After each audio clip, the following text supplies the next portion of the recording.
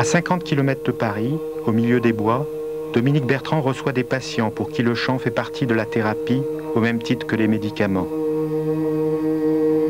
Portez votre attention sur le visage, toujours dans ce rythme profond de la respiration. Allons-y.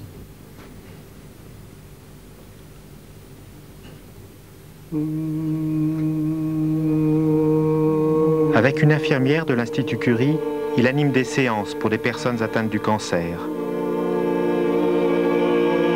Soignée pour un cancer de la bouche, Anne-Marie s'est crue guérie. Mais la rémission n'a duré que 5 ans.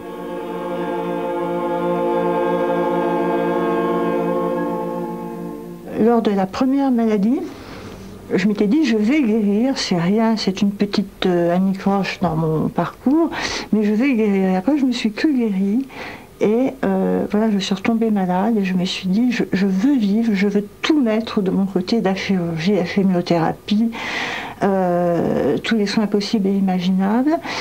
Et j'ai voulu aussi faire un travail sur moi. Et je me dis, déjà, c'est pas un hasard, à mon avis, que j'ai un cancer à ce niveau-là quand on pense que je suis avocat. Alors, j'aurais pu avoir un cancer au sein, au genou, à n'importe quel endroit, mais enfin, bon, un avocat a besoin de sa bouche pour exercer sa profession. Et puis, donc, bon, je n'en tire aucune conclusion, mais je me dis, tiens, il y a quelque chose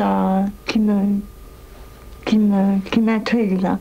Et puis le fait que maintenant j'en vienne à chanter, ce que j'aurais pas du tout pensé au mois de juin, au contraire. Je m'étais dit que je pourrais plus jamais chanter, je pourrais plus jamais. Moi j'aimais bien chanter, je chantais bien. J'ai eu une opération au mois d'août, une opération importante qui était mutilante, et les tissus ont été remaniés, rapiécés, enfin bon, et je pense que ces vibrations, mais au niveau purement fonctionnel, sont un excellent exercice. Je n'ai pas choisi que la musicothérapie pour le guérir, mais elle est sur mon chemin.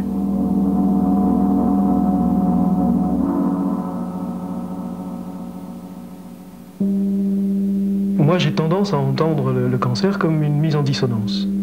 Tout d'un coup, il y a une partie de notre corps qui cesse d'obéir à l'ordre global et qui se met à être autonome et anarchique. Le fait d'utiliser sa voix, de mettre son corps en résonance, c'est peut-être révéler ce qui est en nous de l'ordre de la dissonance. C'est-à-dire que lorsque je travaille avec un patient, mon objectif n'est pas que cette personne guérisse du cancer. Mon objectif serait plutôt que cette personne puisse intégrer cet événement, qui est complètement bouleversant, dans sa vie, et que ça puisse prendre du sens pour elle.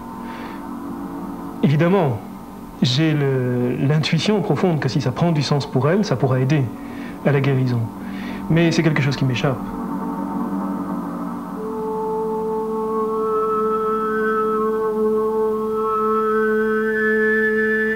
Ces chants cristallins résonnent une fois par mois dans l'église voisine de l'Institut Curie, où se retrouvent malades du cancer et personnes bien portantes. Allons-y, ensemble.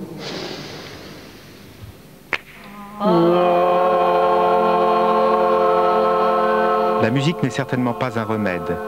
Elle n'est pas toujours acceptée par le corps médical.